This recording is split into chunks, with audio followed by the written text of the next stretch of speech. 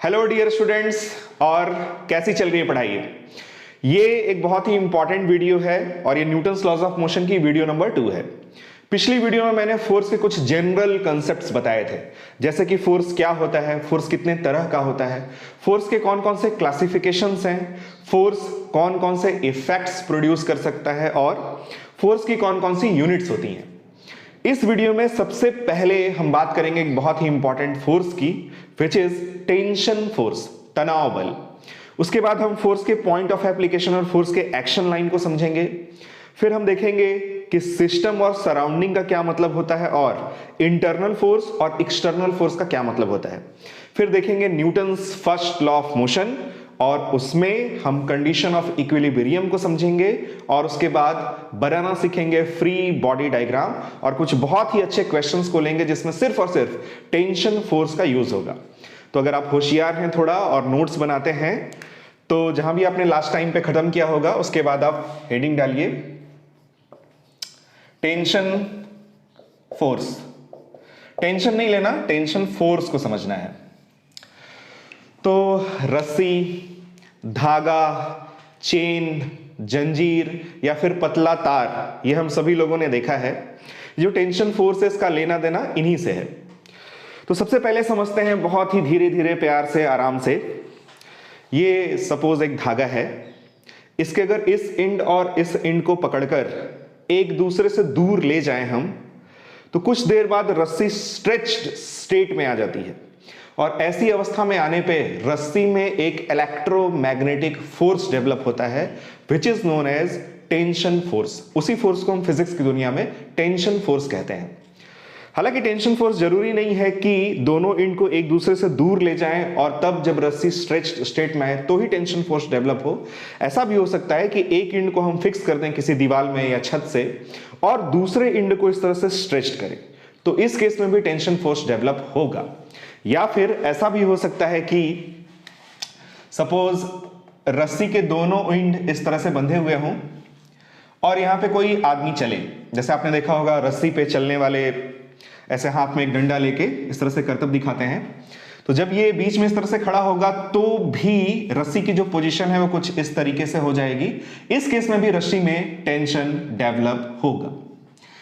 तो रस्सी जब भी स्ट्रेच स्टेट में आती है उसमें एक इलेक्ट्रोमैग्नेटिक फोर्स डेवलप होता है, उसी को हम टेंशन फोर्स कहते हैं। और ये सिर्फ रस्सी में ही डेवलप नहीं हो सकता, रस्सी के साथ साथ अगर चेन है या जंजीर है या बहुत ही पतला तार है, वायर है, उसमें भी टेंशन फोर्स डेवलप हो सकता है। तो टेंशन फोर्स कैसे डेवलप होता है ये तो क्लियर हो गया होगा आपको। अब बात करते हैं टेंशन फोर्स की डायरेक्शन या फिर उसके नेचर के बारे में। ये बहुत ही इंपॉर्टेंट पॉइंट है। फिजिक्स में केमिस्ट्री की तरह एक्सेप्शंस नहीं होते, तो अगर आप एक बार टेंशन फोर्स के नेचर को या फिर उसके डायरेक्शन को समझ लेते हैं तो किसी भी क्वेश्चन में टेंशन फोर्स की डायरेक्शन को लगाते समय आपसे गलती नहीं होगी। बहुत ही छोटा सा एग्जांपल है बट बहुत ही इफेक्टिव एग्जांपल है, बहुत ही ध्यान से देखना। ये एक मार्कर है, मेरे हाथ पे रखा है।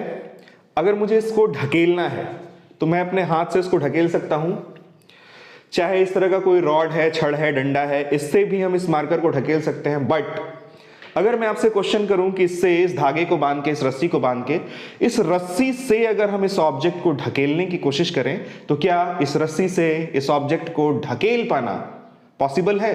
कोशिश करके देखते हैं। जैसे ही आप इसको ढकेलने की कोशिश करते हैं आप देख सकते हैं रस्सी लूज हो जाती है, रस्सी ढीली हो जाती है।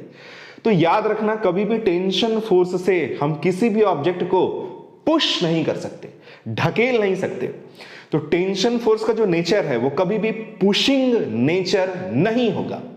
हां, इस टेंशन से, इस रस्सी से, टेंशन फोर्स से हम इस ऑब्जेक्ट को खींच जरूर सकते हैं।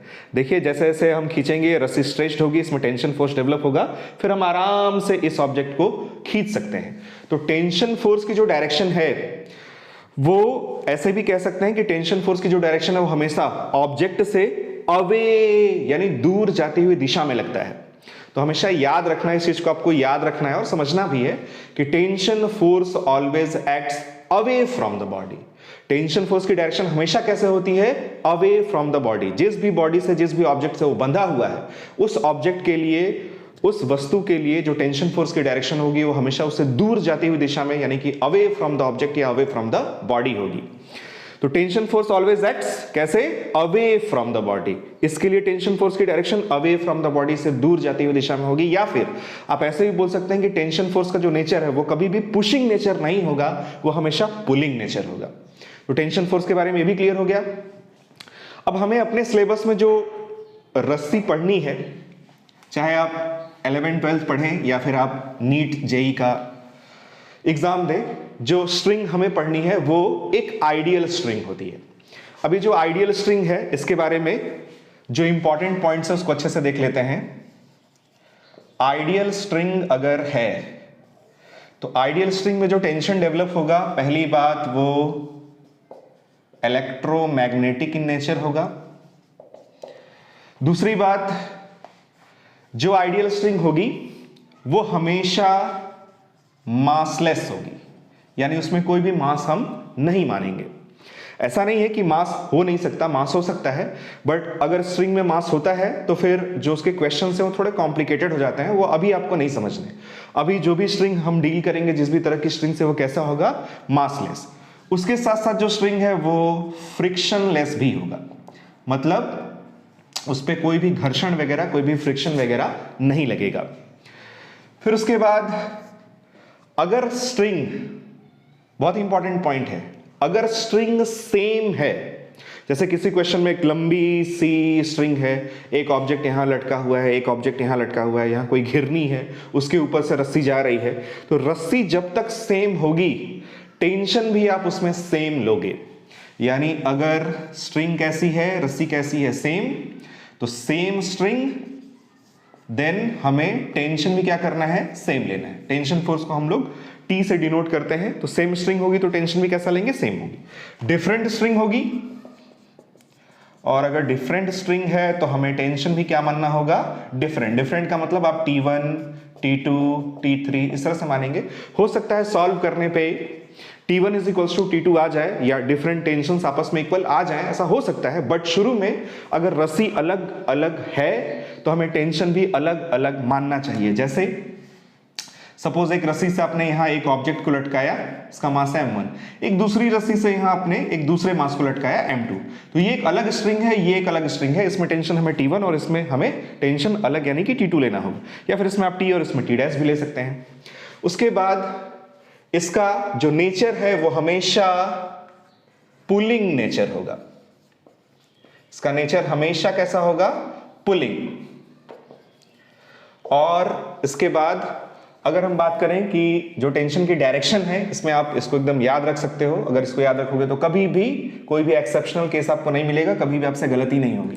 Tension force always acts away from body, body या ऑब्जेक्ट जिससे भी वो बंधा है और जिसके रिस्पेक्ट में हम टेंशन को देख रहे हैं। तो ये टेंशन के बारे में बहुत सारी इंपॉर्टेंट चीजें हैं, आप इसको नोट कर सकते हैं, या फिर मैं हट जाता हूं, आप इसका कम से कम एक स्क्रीनशॉट तो ले ही लो। अब बढ़ते हैं आगे। स्ट्रिंग के साथ साथ इसका एक साथी भी है, इसको हम बोलते हैं पुली, घिरनी। तो घिरनी मेरे ख्याल से आपने देखा होगा, कुएं वगैरह में ऐसे लगा होता है घिरनी, और उसके ऊपर से ऐसे रस्सी जाती है और हम बाल्टी में पानी भर के ऐसे खींचते हैं, देखा है गांव वगैरह में। तो घिरनी का भी अक्सर क्वेश्चंस में यूज होगा, और घिरनी के ऊपर से ही जो रस्सी है, जो स्ट्रिंग है, वो जाएगी। तो अगर टिपिकल ऐसे पुली बनाए तो वो कुछ इस तरीके से होगा, और इस तरह से इसके ऊपर से ऐसे रस्सी जाएगी। तो ये जो पुली है ये भी हमें अपने सिलेबस में कैसी पढ़नी है, आइडियल। तो अगर आइडियल पुली है तो इसके बारे में भी आपको दो चीज बस याद रखना है कि पहली बात ये भी मासलेस होगा, और दूसरी चीज ये भी फ्रिक्शनलेस होगा। यानी इसके ऊपर से जब रस्सी गुजरेगी तो कोई भी फ्रिक्शन वगैरह एक्ट नहीं करेगा, और इसका अपना कोई भी मास हम कंसिडर नहीं करेंगे। तो पुली समझ में आ गया आपको, स्ट्रिंग समझ में आ गया आपको। अब आप अगली हेडिंग डालिए, action line and point of application. Action line यानी कि क्रिया रेखा, एंड पॉइंट ऑफ एप्लीकेशन यानी कि क्रिया बिंदु। एक सिंपल सा पॉइंट है, किसी भी ऑब्जेक्ट पे आप जिस पॉइंट पे फोर्स लगाते हो इसको हम बोलते हैं point of application. Suppose P point पे आप फोर्स लगा रहे हो तो P पॉइंट को क्या बोलेंगे, this is point of application. और फोर्स एक वेक्टर क्वांटिटी है, जिस लाइन के अलोंग फोर्स लगता है उसे हम एक्शन लाइन बोलते हैं। तो ये जो हमारी लाइन है ये क्या है, ये है एक्शन लाइन।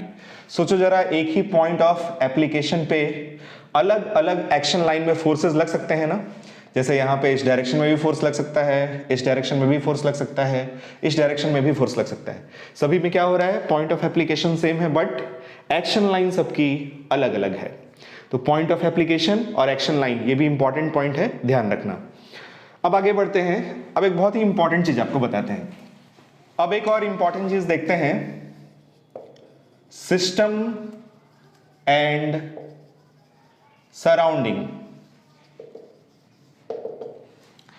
इस यूनिवर्स का कोई भी हिस्सा, कोई भी पार्ट, चाहे वो कोई गैलेक्सी हो, चाहे वो कोई प्लैनेट हो, चाहे ईंट का कोई टुकड़ा हो, चाहे कोई कार हो, चाहे कोई बॉल हो, या फिर आपका मोबाइल फोन हो, या कोई एटम हो, या फिर कोई इलेक्ट्रॉन हो, यूनिवर्स के किसी भी हिस्से को जब हम अपनी स्टडी के लिए चुनते हैं, अंडर ऑब्जर्वेशन रखते हैं, तो उसे हम सिस्टम कहते हैं। फिजिक्स में सिस्टम का यही मतलब होता है। सिस्टम के अलावा यूनिवर्स में जो भी कुछ है वो सराउंडिंग है। जैसे सपोज आपने अपने घर को ही सिस्टम लिया, इस सिस्टम के भीतर जो भी कुछ होगा वो सिस्टम के एलिमेंट्स कहलाएंगे। जैसे आपके घर में कोई फर्नीचर रखा हुआ है, बाइक है, कार है, स्कूटर है, ये सब क्या होंगे, वो सिस्टम के एलिमेंट्स होंगे। और आपके घर के अलावा जितनी भी कुछ चीजें यूनिवर्स में हैं वो सब की सब क्या है, सराउंडिंग है। अब बहुत ही इंपॉर्टेंट पॉइंट आपको क्या समझना है, ये हमारा क्या है, ये है हमारा सिस्टम। जब भी कोई फोर्स इस सिस्टम के एलिमेंट्स के बीच में लगेगा, इसके और इसके बीच में अगर कोई ग्रेविटेशनल फोर्स लग रहा है, इसके इसके बीच में कोई फोर्स लग रहा है, इस फोर्स को हम इंटरनल फोर्स बोलेंगे। क्या बोलेंगे, इंटरनल फोर्स, आंतरिक बल। और अगर यहां पे कोई ऑब्जेक्ट है, जैसे कि सूर्य हो गया, जैसे कि मून हो गया, इस मून के बीच में और आपके घर में जो आपकी साइकिल खड़ी है, आपकी बाइक जो खड़ी है, इसके बीच में जो फोर्स लग रहा है, इस फोर्स को हम बोलेंगे कि ये एक एक्सटर्नल फोर्स है। तो एक्सटर्नल फोर्स क्या होता है, by surrounding on system. Internal force क्या होता है, सिस्टम के भीतर के एलिमेंट्स के विद इन जो फोर्स लगता है उसको हम इंटरनल फोर्स बोलते हैं। फोर्स के मैंने बहुत सारे क्लासिफिकेशंस बताए थे, याद है कुछ पिछली वीडियो में, कि अगर हम फंडामेंटलिज्म के बेस पे देखें तो फोर्स इस यूनिवर्स में सिर्फ और सिर्फ 4 तरह का होता है, gravitational force, electromagnetic force, nuclear force और वीक न्यूक्लियर फोर्स। फिर मैंने बताया था कि force conservative, non conservative, force real और फोर्स सूडो। फिर मैंने बताया था कि फोर्स कांटेक्ट फोर्स हो सकता है और नॉन कांटेक्ट फोर्स हो सकता है। एक क्लासिफिकेशन आप उसमें और जोड़ सकते हैं, विच इज इंटरनल फोर्स और एक्सटर्नल फोर्स। इंटरनल फोर्स क्या होगा, सिस्टम के भीतर जो भी उसके एलिमेंट्स हैं उनके बीच में जो भी फोर्स लग रहा है, जो भी खचड़ पचड़ मची हुई है, वो इंटरनल फोर्स होगा। और सिस्टम के बाहर यानी सराउंडिंग के किसी एलिमेंट और सिस्टम के बीच में जो फोर्स लगेगा उसको हम एक्सटर्नल फोर्स बोलेंगे। जैसे बोलते हैं ना, फैमिली में अगर भाई भाई हैं, भाई बहन हैं, उनके बीच में जो झगड़ा हो रहा है उसको हम बोलते हैं कि भाई ये फैमिली का इंटरनल मैटर है। लेकिन अगर घर के किसी लड़के को बाहर के किसी लौंडे ने मार दिया तब फिर बात बिगड़ जाती है, तब ये एक्सटर्नल मैटर हो जाता है। तो समझ रहे हो आप, इंटरनल फोर्स और एक्सटर्नल फोर्स क्या होता है। अब याद रखना एक छोटी सी चीज और, अभी हम कुछ देर में FBD बनाएंगे, free body diagram. Free body diagram में हमेशा हम एक्सटर्नल फोर्सेस को ही बनाते हैं। फ्री बॉडी डायग्राम में हम क्या करते हैं, हमेशा एक्सटर्नल फोर्सेस को ही ड्रॉ करते हैं, इंटरनल फोर्स को नहीं बनाते। उसका रीजन भी आपको भी धीरे धीरे समझ में आ जाएगा। तो internal force, external force clear हो गया। और FBD में आपको याद क्या रखना है कि हमेशा हम कौन सा फोर्स ड्रॉ करेंगे, एक्सटर्नल फोर्स, यानी बाई सराउंडिंग ऑन सिस्टम। अब आगे बढ़ते हैं। अब हमें समझना है Newton's first law. Newton's first law is a very very important law और इसके कई तरीके के इंटरप्रिटेशंस पॉसिबल हैं। न्यूटन्स फर्स्ट लॉ से सबसे पहले हम फोर्स की सबसे अच्छी डेफिनेशन समझ सकते हैं कि फोर्स एग्जैक्टली में होता क्या है। फिर हम न्यूटन्स फर्स्ट लॉ से इक्विलिब्रियम की कंडीशन को भी समझ सकते हैं, इनसे ढेरों सवाल आगे सॉल्व होंगे। और Newton's first law of motion से हम इनर्शिया के कंसेप्ट को भी समझ सकते हैं। जैसे आपने पढ़ा होगा कि न्यूटन्स फर्स्ट लॉ को लॉ ऑफ इनर्शिया भी बोलते हैं, उसकी बाद में कभी चर्चा करेंगे। अभी हम समझते हैं न्यूटन्स फर्स्ट लॉ से इक्विलिब्रियम की कंडीशन का क्या लेना देना है। न्यूटन्स फर्स्ट लॉ से फोर्स की जो डेफिनेशन है वो मैंने आपको पिछली वीडियो में बताई थी, जिसमें मैंने बताया था कि फोर्स वो एक्सटर्नल कॉज है। एक्सटर्नल कॉज का मतलब अभी आपने समझा कि फोर्स कैसा होना चाहिए, एक्सटर्नल इन नेचर। तो अगर किसी भी ऑब्जेक्ट के स्टेट को हमें चेंज करना है, देखिए बहुत ही आसान है अगर आप ध्यान से समझेंगे और थोड़ा सा अपना माइंड अप्लाई करेंगे। फिजिक्स सिर्फ बोर्ड पे या बुक में नहीं पढ़ते, फिजिक्स को हम अपने रियल लाइफ में रोज देख सकते हैं, फील कर सकते हैं, ऑब्जर्व कर सकते हैं। तो जो भी कुछ आप यहाँ पे पढ़ते हैं उसको आप अप्लाई करने की कोशिश करिए। तो न्यूटन्स फर्स्ट लॉ के अकॉर्डिंग क्या कहा जा रहा है कि अगर हमें किसी भी ऑब्जेक्ट के स्टेट को चेंज करना है, स्टेट को चेंज करने का मतलब ये नहीं हुआ कि सॉलिड से लिक्विड या फिर लिक्विड से गैस। अगर कोई भी ऑब्जेक्ट रेस्ट स्टेट में है विथ रिस्पेक्ट टू अस और हमें उसे मोशन में लाना है, तो हमें एक फिजिकल क्वांटिटी चाहिए ही चाहिए, उसे ही हम क्या बोलते हैं, फोर्स। और फोर्स कैसा होना चाहिए, एक्सटर्नल इन नेचर। इसका एक छोटा सा बहुत ही अच्छा एग्जांपल देते हैं आपको। सपोज कोई बस है, खड़ी है, और आप और आपके 8-10 फ्रेंड बस के भीतर चढ़ते हैं और भीतर से बस को धक्का लगाते हैं। क्या वो बस कभी चलेगी? कभी नहीं चलेगी। क्यों? क्योंकि फोर्स तो आप लगा रहे हो, बट बस को हमें चलाना है, और बस को अगर हम सिस्टम माने तो आप बस के भीतर हो, आप उस सिस्टम के एलिमेंट हो, और आप बस के जिस भी हिस्से पे फोर्स लगाओगे तो आपके और उसके बीच में जो भी इंटरेक्शन हो रहा है, जो भी फोर्सेस लग रहे हैं, वो इंटरनल फोर्स होगा, और इंटरनल फोर्स की वजह से वो बस कभी नहीं चलेगी।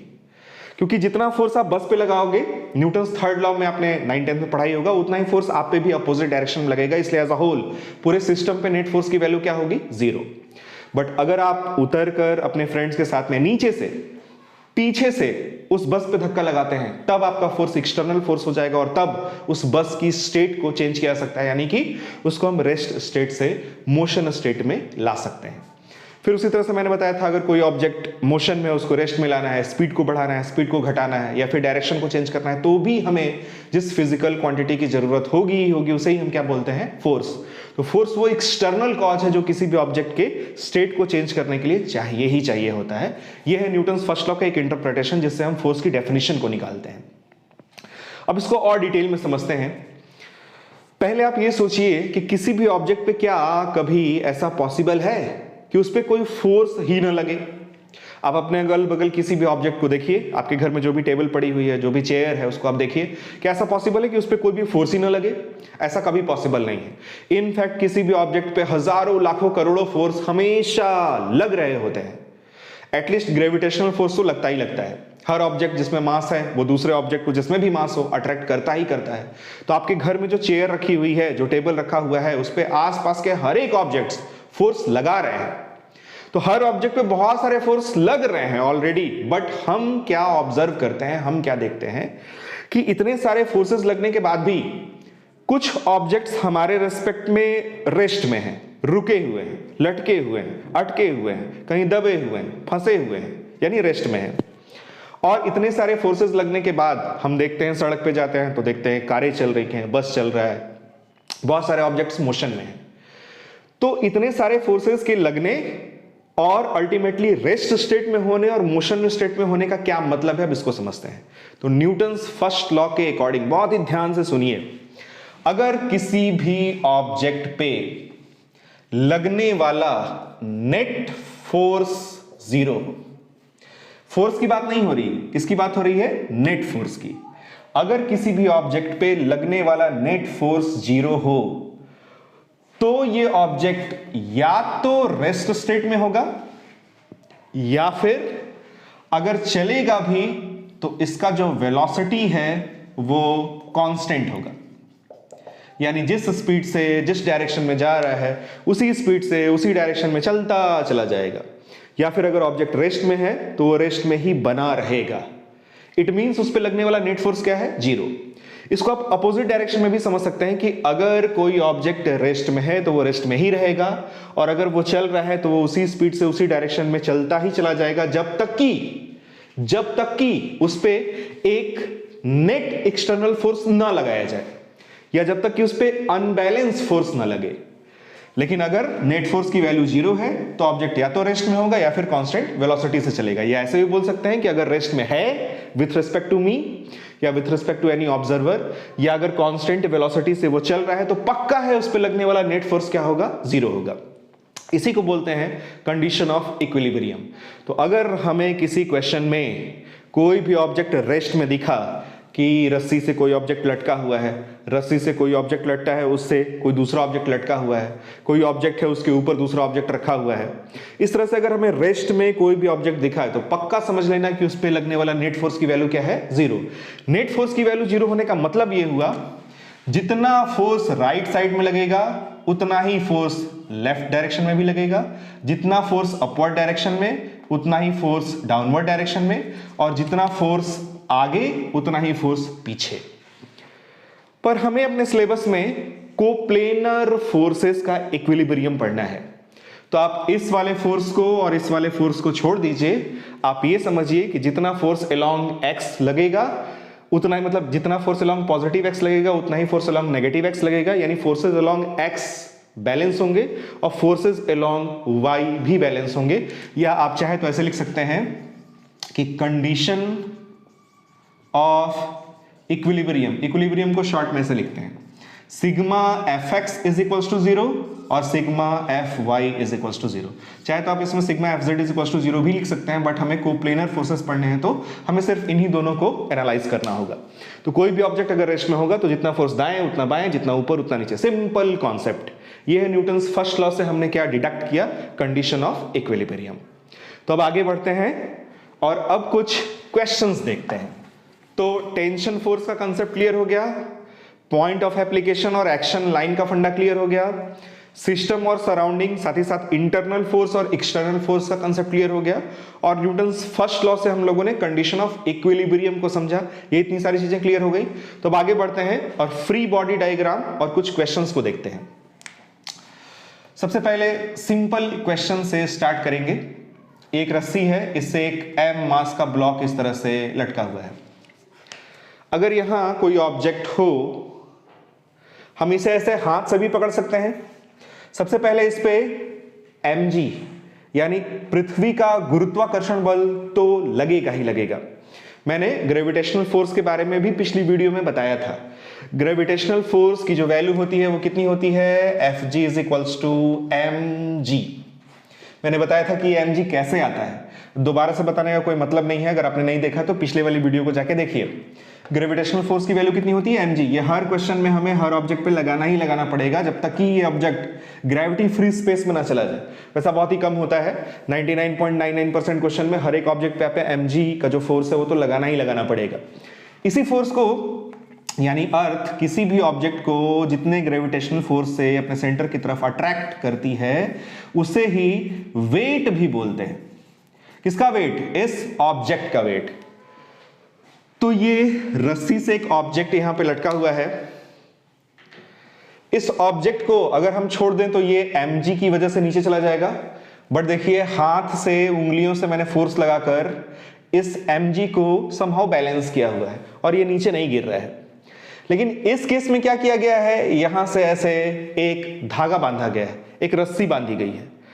तो अब यहां पे mg को बैलेंस करने वाला फोर्स कौन सा है, आखिर कौन सा ऐसा फोर्स है जो उसके वेट को बैलेंस कर रहा है या फिर इसे नीचे नहीं गिरने दे रहा है। तो आप देख सकते हैं रस्सी का एक एंड यहां है, दूसरा एंड यहां है, बंधा हुआ है, और इसमें mg की वजह से ये जो पॉइंट है रस्सी का वो नीचे की तरफ जाने की टेंडेंसी रखता है, यानी ये रस्सी स्ट्रेच्ड स्टेट में है। और इसी स्टेट में इसमें एक फोर्स डेवलप होता है जिसको हम बोलते हैं क्या, टेंशन फोर्स। और टेंशन फोर्स की डायरेक्शन कैसे होगी, इस ऑब्जेक्ट पे जो भी टेंशन लगेगा वो अवे फ्रॉम द ऑब्जेक्ट या अवे फ्रॉम द बॉडी लगेगा या फिर पुलिंग नेचर में लगेगा। सिंस ये ऑब्जेक्ट हमारे रेस्पेक्ट में अगर ना बोला जाए तो with respect to the ground frame माना जाता है कि ग्राउंड के फ्रेम में हम किसी भी ऑब्जेक्ट को ऑब्जर्व कर रहे हैं। तो अगर ये रेस्ट में है, तो अभी मैंने क्या बताया था, रेस्ट में अगर कोई भी ऑब्जेक्ट है तो इक्विलिब्रियम के कंडीशन के अकॉर्डिंग जितना फोर्स ऊपर उतना ही फोर्स नीचे। तो यहां हम इक्वेशन क्या लिखेंगे, T is equals to mg। कोई पूछे कि इस रस्सी में कितना तनाव होगा, कितना टेंशन होगा, तो mg। अगर m की वैल्यू सपोज 5 kg है और g की वैल्यू 10 है तो 5 × 10 यानी 50 न्यूटन हो जाएगा। अब इसमें देखिए फ्री बॉडी डायग्राम क्या होता है। अभी तो ये सिंपल सा क्वेश्चन है, जब आगे क्वेश्चन का लेवल बढ़ेगा कई सारे ब्लॉक्स होंगे, कई सारी पुलीज होंगी, नॉर्मल रिएक्शन भी लगेगा और भी उसमें कई सारे फोर्सेस इंक्लूड होंगे। तो अगर किसी क्वेश्चन में ही हम ढेर सारे फोर्सेस को ड्रॉ करने लगे तो सिचुएशन बहुत ही कॉम्प्लिकेटेड हो जाएगी। तो इसलिए सिंप्लीफाई करने के लिए हम क्या करते हैं, इस ऑब्जेक्ट को इस पूरे क्वेश्चन से, सिस्टम से अलग यहां पे साइड में ड्रॉ करते हैं और उस पर लगने वाले फोर्सेस को देखकर अगर वो इक्विलिब्रियम में है, रेस्ट में है, तो हम उसमें इक्विलिब्रियम का कंडीशन लगाते हैं, और अगर वो मोशन में है तो उसमें फिर हम F is mass times acceleration या न्यूटन सेकेंड लॉ का जो इक्वेशन होता है वो लगाते हैं। मतलब फ्री बॉडी डायग्राम क्या है, आपने ऑब्जेक्ट को इस क्वेश्चन से, इस कॉम्प्लिकेटेड सिस्टम से फ्री किया और उस बॉडी का डायग्राम बनाया। डायग्राम बनाने का मतलब उस पर लगने वाले फोर्सेस को आपने दिखाया। यही होता है फ्री बॉडी डायग्राम। अभी तो फिलहाल ये एक सिंपल सा डायग्राम था, इसलिए इसको अलग से बनाने की जरूरत नहीं है। अगर आप अलग से बनाना चाहें तो ऐसे बनाएंगे, सिस्टम से इसको आपने अलग करा, एक लगा mg नीचे और एक लगा स्ट्रिंग में टेंशन T ऊपर, यहां आपने लिखा T is equals to mg। But since ये छोटा सा क्वेश्चन है इसलिए आप इस चीज को इसमें भी बना सकते हैं। अब अगर इसकी जगह कोई इस तरह का ऑब्जेक्ट लटका हो, या इसकी जगह कुछ ऐसा कुछ आइटम लटका हो, या इसकी जगह ऐसा कोई लटका हो, या इस तरह से कोई चीज लटकी हो, सभी केस में ये जो फ्री बॉडी डायग्राम है वो सेम बनेगा। mg नीचे T ऊपर, mg नीचे T ऊपर, mg नीचे और T ऊपर। ये तो बहुत ही खतरनाक कंडीशन है। यहां भी T इज इक्वल्स टू क्या होगा, mg। तो जब भी कोई इस तरह से निपट जाता है और हैंगिंग पोजीशन में होता है, उसका अगर फ्री बॉडी डायग्राम हम बनाएं तो हमें ऐसा ही इक्वेशन मिलेगा, what T is equals to mg। अब आगे बढ़ते हैं, धीरे धीरे क्वेश्चन का लेवल बढ़ाते हैं।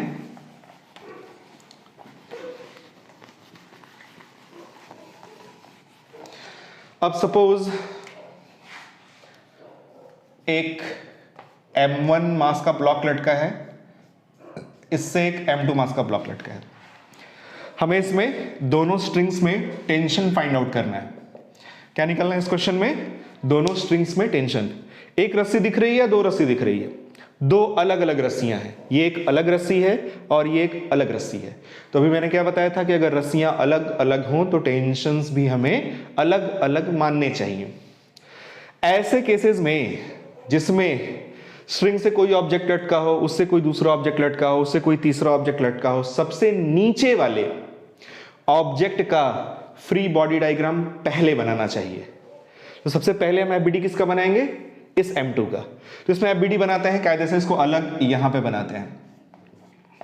सबसे पहले कौन सा फोर्स लगेगा, धरती मैया का बल m2g नीचे। ये नीचे नहीं जा रहा है तो कोई ना कोई फोर्सेस को बैलेंस कर रहा होगा। कौन सा फोर्स बैलेंस कर रहा है आप समझ सकते हैं, इस स्ट्रिंग का टेंशन। तो इस स्ट्रिंग में टेंशन T2 मान लेते हैं। टेंशन की डायरेक्शन कैसे होगी, away from the object T2। Since ये रेस्ट स्टेट में इसलिए हम क्या लिखेंगे, T2 is equals to m2g। अब बात करते हैं ऊपर वाले ब्लॉक की, उसका एफबीडी बनाते हैं।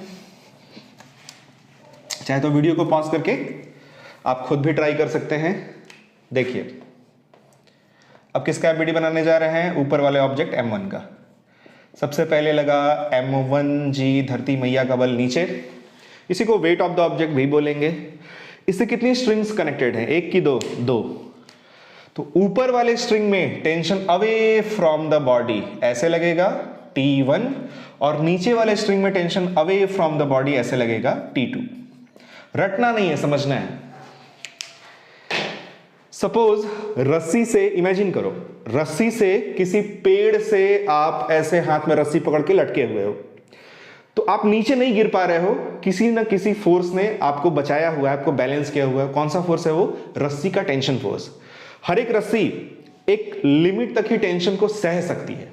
अगर आपकी रस्सी कमजोर हुई या अगर उसको काटा जाए तो फिर ऐसा भी हो सकता है कि mg ज्यादा हो जाए और टेंशन कम हो जाए और फिर वो रस्सी टूट जाए और आप नीचे गिर जाओ। बट फिलहाल अगर आप लटके हुए हो तो mg नीचे और उसको बैलेंस कौन कर रहा है, टेंशन T ऊपर। अब जरा सोचो अगर मेरे पैर में रस्सी बांधकर एक और आदमी लटक जाए तो क्या मेरे पैरों पर, जैसे मैं ये हूं तो मेरे पैरों पर क्या एक टेंशन फील नहीं होगा। हम कहेंगे कि अरे यार क्यों लटक गए, तुम्हारी वजह से इस रस्सी में और टेंशन डेवलप हो रहा है, मेरे पैर में भी खिंचाव उत्पन्न हो रहा है, ऐसा होगा ना। तो वही देखिए इस स्ट्रिंग का टेंशन T2 है, एक टेंशन T1 और यहां से ये जो स्ट्रिंग लटकी हुई है इसका भी टेंशन इस M1 पर लगेगा। वही टेंशन है ये T2। या अगर आप सिंपली ऐसे समझना चाहें, tension force always acts away from the body, तो T1 की डायरेक्शन ऐसे होगी और T2 की direction away from the body T2 होगी। यहां भी ऑब्जेक्ट रेस्ट स्टेट में है, इक्विलिब्रियम में है, तो जितना फोर्स ऊपर उतना फोर्स नीचे। हम लिखेंगे T1 is equals to T2 plus M1G। ये दोनों फोर्स मिलकर बैलेंस करेगा किसको? T1 को। अब इस T2 की वैल्यू वहां से आप रख सकते हैं, तो T1 की वैल्यू आपको मिलेगी, पहले इसको लिख लेते हैं M1G, और प्लस T2 की वैल्यू क्या है? M2G। तो यहां से पहले वाले स्ट्रिंग में टेंशन मिल जाएगा M1 प्लस M2G। अब आपसे पूछा जाए कि किस स्ट्रिंग में टेंशन ज्यादा है, तो ऊपर वाले स्ट्रिंग में टेंशन ज्यादा है। अगर टेंशन को ग्रेजुअली हम सपोज इंक्रीज करें समहाउ, और आपसे पूछेंगे कौन सी स्ट्रिंग पहले टूटेगी, तो ऊपर वाली स्ट्रिंग पहले टूटेगी। फिर अगर ऊपर वाले स्ट्रिंग में और नीचे वाले स्ट्रिंग में जो भी टेंशन है उसका रेशियो पूछा जाए, तो रेशियो भी आप बता सकते हैं। तो ये क्वेश्चन क्लियर हो गया। इसी में एक ब्लॉक को अगर और लटका दिया जाए M3, और सपोज ये 3 kg हो, ये 2 kg हो, ये 1 kg हो, इसका आप फ्री बॉडी डायग्राम बना के इस वाले स्ट्रिंग में, इस वाले स्ट्रिंग में और इस वाले स्ट्रिंग में टेंशन निकालना, ये आपके लिए एक होमवर्क रहेगा। अब आगे बढ़ते हैं, कुछ और क्वेश्चंस को देखते हैं। थोड़ा थोड़ा क्लियर हो रहा है टेंशन फोर्स कैसे एक्ट करता है, कैसे कंडीशन ऑफ इक्विलिब्रियम लगाते हैं, कैसे फ्री बॉडी डायग्राम बनाते हैं। थोड़ा थोड़ा ही क्लियर होगा, धीरे धीरे ही क्लियर होगा। जो भी पढ़ो सॉलिड पढ़ो। अब आगे बढ़ते हैं। सपोज ये कोई ऑब्जेक्ट है, किसी स्ट्रिंग से लटका हुआ है, ये तो हम लोग पढ़ चुके हैं, इसका फ्री बॉडी डायग्राम भी बना चुके हैं। अगर इसको टेढ़ा किया जाए इस तरीके से, तो क्या ये इस पोजीशन में लटका रह सकता है? कभी नहीं। जैसे ही आप इसको यहां ले जाएंगे, ये स्विंग हो जाएगा इस तरफ। अगर हमें इस पोजीशन में इसको रखना है, तो हमें यहां इसको ऐसे समहाउ या तो रस्सी से बांधना होगा या फिर किसी फोर्स से ऐसे इसको बैलेंस करना होगा। तो सपोज यहां से ऐसे कोई फोर्स लगा के इसको बैलेंस किया जा रहा है, और इस फोर्स की वैल्यू है mg और इसका मास है m। जैसे यहां पे इस तरह से ऐसे इसको पकड़ा गया है, फोर्स लगाया गया है कितना? F is equals to mg। अब इस केस में सपोज ये वाला एंगल है थीटा। हमें इस केस में क्या करना है? इस थीटा की वैल्यू निकालनी है और इस स्ट्रिंग में टेंशन भी निकालना है। क्या करेंगे?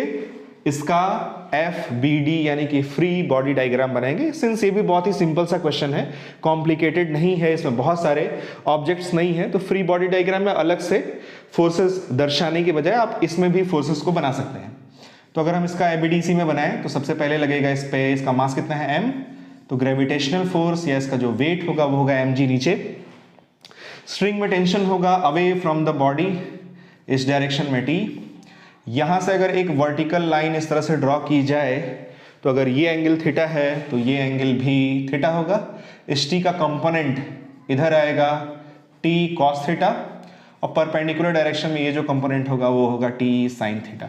सिंस ये ऑब्जेक्ट रेस्ट स्टेट में है, इसमें हम लगाएंगे इक्विलिब्रियम की कंडीशन, यानी जितना फोर्स लेफ्ट उतना force right, that is t sin theta is equals to f की वैल्यू कितनी है mg, ये हुआ इक्वेशन नंबर 1, और दूसरा t cos theta is equals to mg, ये है इक्वेशन नंबर 2।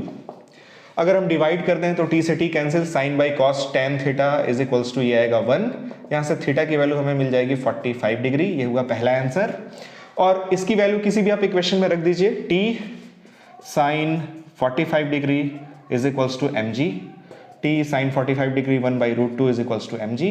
यहाँ से हमें टेंशन की भी वैल्यू मिल जाएगी mg√2। तो ये क्वेश्चन भी क्लियर हो गया, सिंपल सा क्वेश्चन था। अब आगे बढ़ते हैं। ऐसे ही जैसे जैसे आप अलग अलग क्वेश्चंस देखते जाएंगे, वैसे वैसे अंडरस्टैंडिंग आपकी बढ़ती चली जाएगी।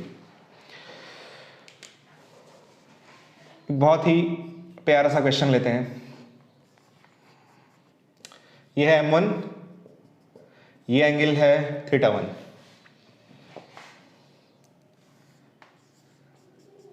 ये दूसरा ब्लॉक है, दूसरा ऑब्जेक्ट है, M2 उसका मास है,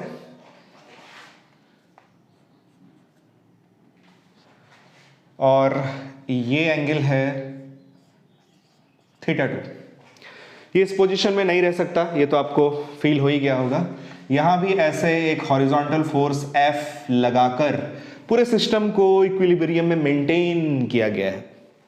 इसमें भी आपको इस स्ट्रिंग में टेंशन और इस वाले स्ट्रिंग में टेंशन निकालना है। θ1, θ2, m1, m2 और f गिवन डाटा है, दिया हुआ है। ऐसे क्वेश्चन में भी क्या करेंगे, फ्री बॉडी डायग्राम बनाएंगे और इस तरह से लटकने वाले क्वेश्चंस में सबसे पहले एबीडी किसका बनाते हैं, नीचे वाले का, तो इसका एबीडी बनाते हैं। एबीडी बनाने में अलग से इसका फिगर बनाएंगे। मास m2 तो m2g लगा नीचे, हॉरिजॉन्टल फोर्स लगा F राइट साइड में। ये एक अलग स्ट्रिंग है, ये एक अलग स्ट्रिंग है। इसमें टेंशन मान लेते हैं T1, इस वाले स्ट्रिंग में टेंशन मान लेते हैं T2। टेंशन लगेगा इस तरह से away from the object T2। यहां अगर ऐसे हम एक वर्टिकल लाइन खींचें तो अगर ये एंगल θ2 है तो ये एंगल भी हमारा θ2 होगा। इसको थोड़ा और ऐसे कर लेते हैं, ये एंगल कितना होगा, θ2। अब हमें इसमें कंडीशन ऑफ इक्विलिब्रियम देखना है, तो कंडीशन ऑफ इक्विलिब्रियम के अकॉर्डिंग जितना फोर्स राइट उतना फोर्स लेफ्ट होना चाहिए, जितना फोर्स नीचे उतना फोर्स ऊपर होना चाहिए। बट लेफ्ट और ऊपर तो कोई फोर्स ही नहीं है, इसलिए हम यहाँ पे इस टेंशन को रिजॉल्व करेंगे, इसका कंपोनेंट लेंगे। इधर आएगा T2 cos θ2 और इधर आएगा T2 sin θ2। अब इसमें अगर हम कंडीशन ऑफ इक्विलिब्रियम लगाएं तो हमें क्या क्या इक्वेशंस मिलेंगे, T2 cos θ2 is equals to m2g, उसके बाद T2 sin θ2 is equals to f। कोई डाउट नहीं है इसमें। अब इसमें θ2 की वैल्यू अगर गिवन होगी, f की वैल्यू अगर गिवन होगी तो हम यहां से T2 की वैल्यू निकाल सकते हैं, या इस क्वेश्चन में और भी कई तरीके से वैरायटी मतलब लाई जा सकती है। कुछ डेटा गिवन होगा, कुछ डेटा गिवन नहीं होगा। मैंने तो यही माना था शुरू में कि θ1 θ2 और f की वैल्यू गिवन है, हो सकता है f की वैल्यू गिवन ना हो और आपसे f भी पूछ लिया जाए। तो इट डिपेंड्स कि क्या क्वेश्चन में सेट किया जा रहा है। हमें फिलहाल इसमें फ्री बॉडी डायग्राम को समझना है और कैसे इसमें कंडीशन ऑफ इक्विलिब्रियम लगाया जा रहा है उसको समझना है। बाकी जो भी कुछ दिया होगा उसके अकॉर्डिंग आप इक्वेशन को सॉल्व करके उसको सॉल्व तो आप कर ही सकते हैं। अब इसकी बात करते हैं कि इस वाले का एबीडी कैसे बनेगा। सबसे पहले इसमें लगाएंगे हम m1g नीचे।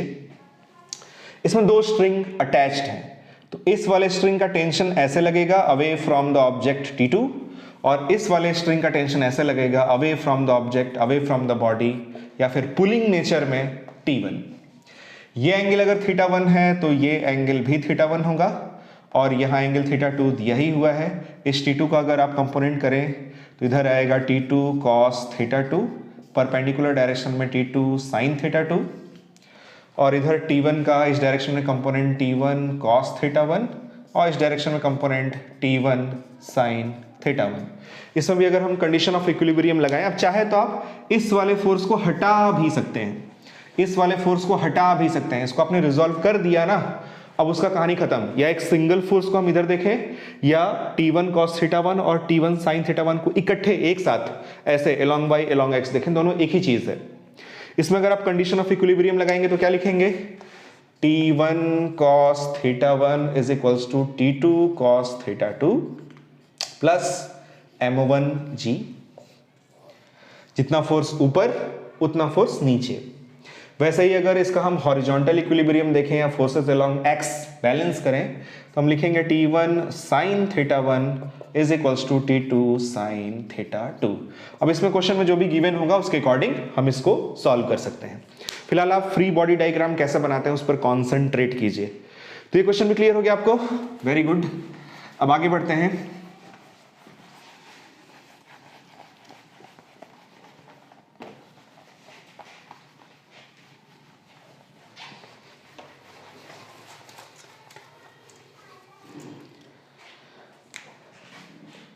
ये क्वेश्चन बहुत ही अच्छा क्वेश्चन है, जेई का क्वेश्चन है। ये पुली है, घिरनी, इसमें से खांचे बने होते हैं, उसके ऊपर से ये रस्सी जाती है।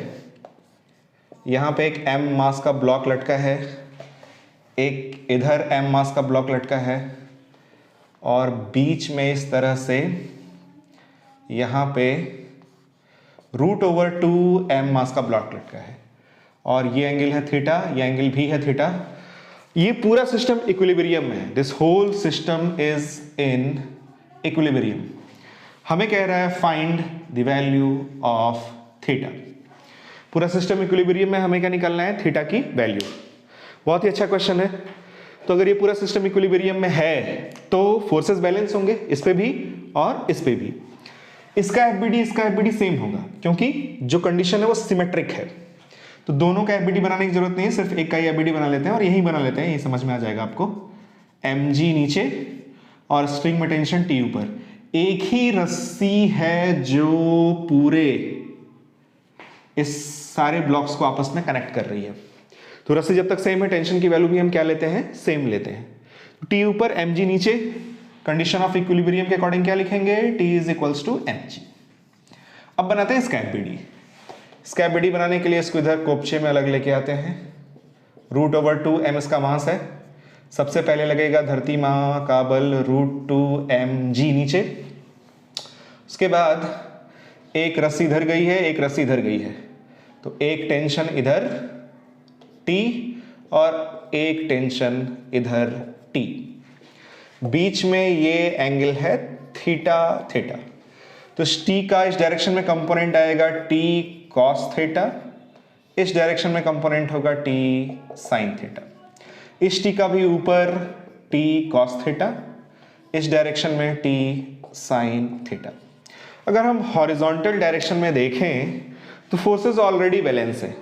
जितना फोर्स राइट साइड में उतना फोर्स लेफ्ट साइड में, T sin theta T sin theta. तो उसको लिखने से कोई फायदा नहीं होगा। अब इसका अगर हम वर्टिकल इक्विलिब्रियम देखें तो T cos थीटा जुड़ेगा, मिलकर बनेगा 2T cos थीटा और वो बैलेंस होगा किससे? √/2mg से। ये हमें मिला इसका एफबीडी बनाने से इक्वेशन। अब हमें इन दोनों डब्बों को, इसमें जो इक्वेशन है इनको सॉल्व करके थीटा की वैल्यू निकालनी है। तो T की वैल्यू जो mg है वो इसमें पुट कर देते हैं। ये आ गया 2T की जगह mg cos theta is equals to √/2mg। mg से mg कैंसिल, cos theta is equals to √/2/2। इस 2 को आप लिख सकते हैं √2 इंटू √2। एक √2 से √2 कैंसिल, बचेगा 1/√2 दैट इज cos 45 डिग्री। यहां से हमें मिलेगा theta is equals to 45 degree. That's your answer. तो ये क्वेश्चन भी क्लियर हो गया। छोटा सा ही क्वेश्चन था बट प्यारा क्वेश्चन था। अब आगे बढ़ते हैं, एक और क्वेश्चन देखते हैं।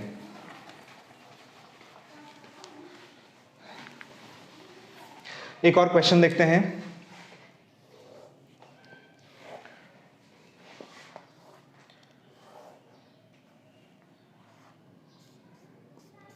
ये है एक m मास का ब्लॉक। यहाँ पे सपोज जनरल एंगल ले लेते हैं थीटा।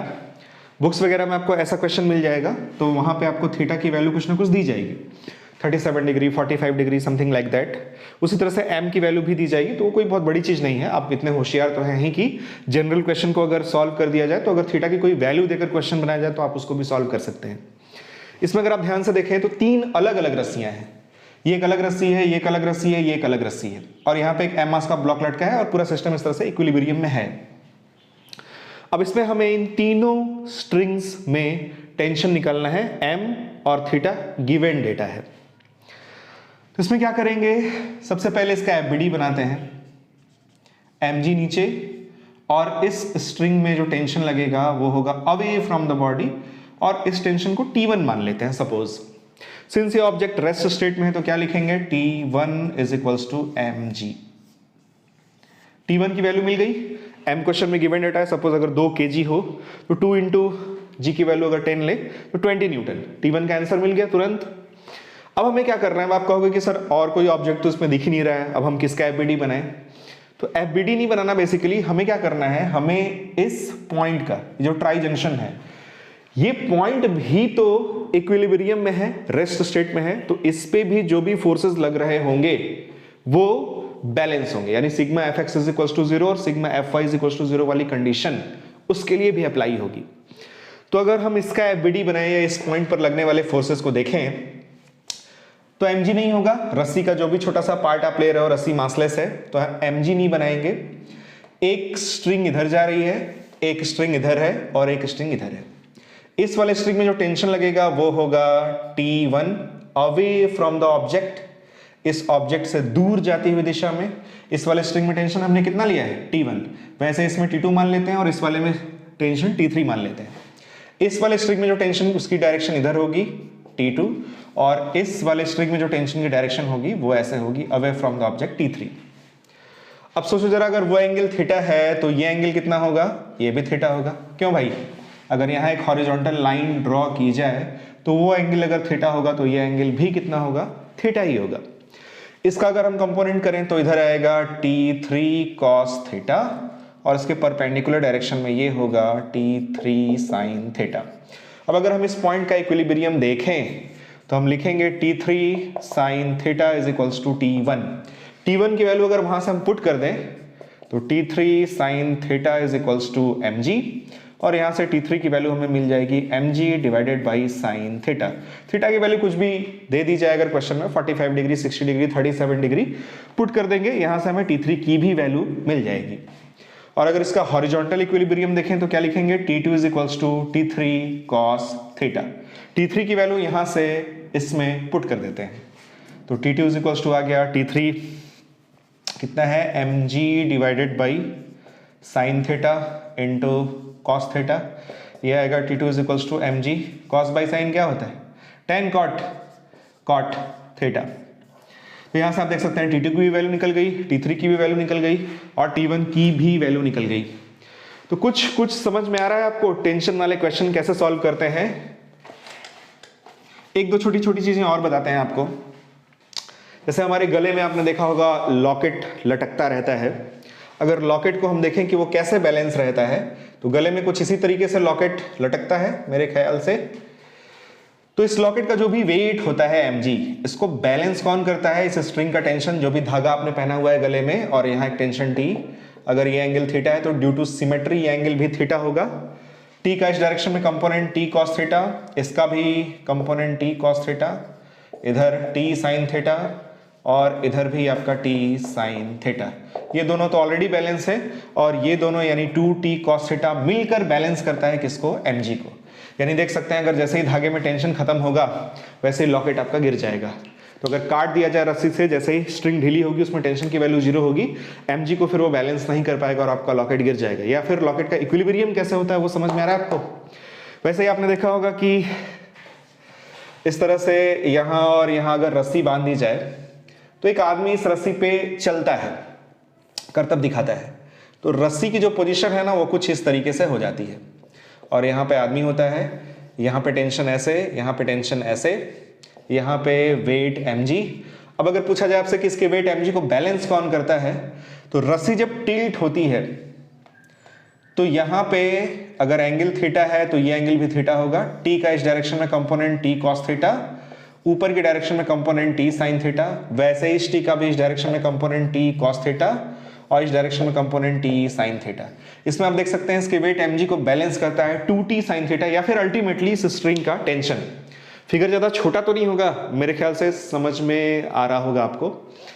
तो इस वीडियो में यही रहने देते हैं। ऐसा नहीं है कि सिर्फ सवाल यहीं तक होंगे, और भी आपको एक से एक क्वेश्चन मैं बताऊंगा, बट इस वीडियो में हमें फोकस करना था किस पे, टेंशन फोर्स पे। तो आज की इस वीडियो में आपने क्या सीखा, अगर इसको सम अप किया जाए तो टेंशन फोर्स क्या होता है, उसका नेचर क्या होता है, किस डायरेक्शन में लगता है, और टेंशन फोर्स के बारे में जो मैंने बहुत सारी चीजें बताई थी, इसका मैंने स्क्रीनशॉट लेने के लिए आपको कहा था, वो भी बहुत इंपॉर्टेंट है। बीच बीच में आप उसको देखते रहना, रिवाइज करते रहना। फिर हमने समझा कि पॉइंट ऑफ एप्लीकेशन क्या होता है, एक्शन लाइन क्या होता है। फिर हमने समझा कि इंटरनल फोर्स और एक्सटर्नल फोर्स का क्या मतलब होता है, फ्री बॉडी डायग्राम क्या होता है, कैसे बनाते हैं, और न्यूटन फर्स्ट लॉ से इक्विलिब्रियम की कंडीशन क्या होती है। तो मिलेंगे अगली वीडियो में और उसमें बात करेंगे दूसरे बहुत ही इंपॉर्टेंट फोर्स की, विच इज नॉर्मल रिएक्शन। तब तक पढ़ते रहना।